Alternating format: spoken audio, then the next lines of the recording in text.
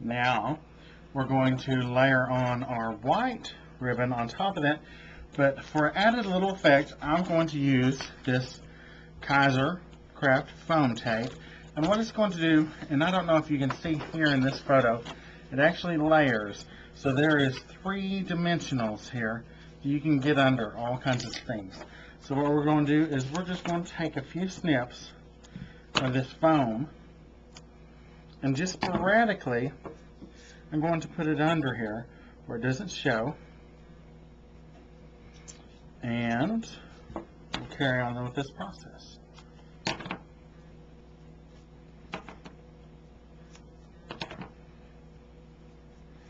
And so I'm just kind of, again, doing it real sporadically. I'm going to take my tweezers, and this is double-sided foam, double-sided sticky foam. So we'll take this off.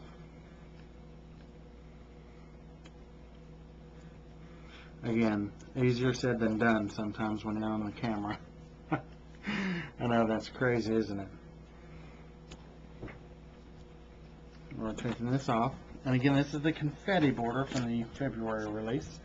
And I'm just going to kind of layer it in an image where you can see both sides of it. That you can see the red and the white. But I don't necessarily want them simultaneously taped directly together. So that way it adds a little bit of life, a little bit of whimsy to it, as you can see in some of these areas. And now we're going to do the exact same thing with the navy one. We will cut and put some 3-dimensional tape, and this time I want to put it in different locations, so that way it lifts in a different place, so it's like each element is individually working simultaneously by itself. Now I'll take this foam tape off again.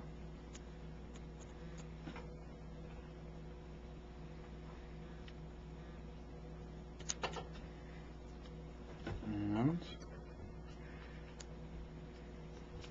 there we go.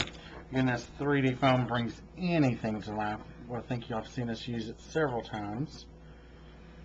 And now with this, I'm actually going to take and just dot where I want the ribbon to lay flat on the page.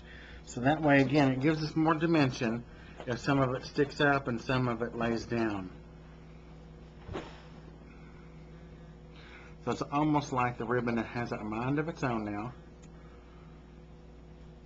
is actually floating midair. Now that we've got that done, I'm going to show us on our 4x8 font. I'm going to place the font on, and this year's CHA, everything was all about going green. So instead of cutting me a 4x8 piece of paper, I'm going to just letter my alphabets that I need, cut these in inch squares, and I'm going to spell out celebrate. So you'll lay your squares on there. Oops, lost a few.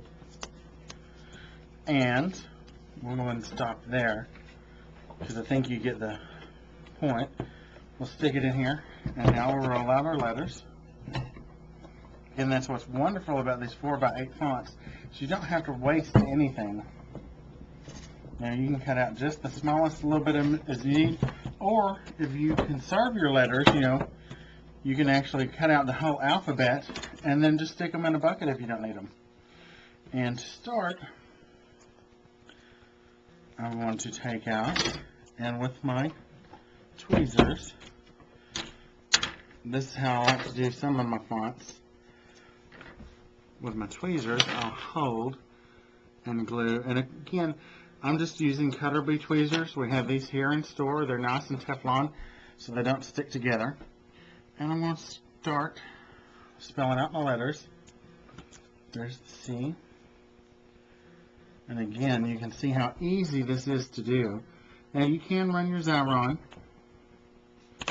You can do that. And we're just going to start spelling out celebrate.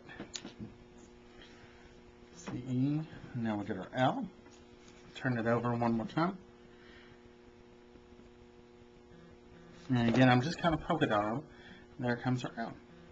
So now We'll spell out Celebrate across the page. I'm going to go ahead and finish out spelling on mine, and I'll get back with you in phase 3. Thanks.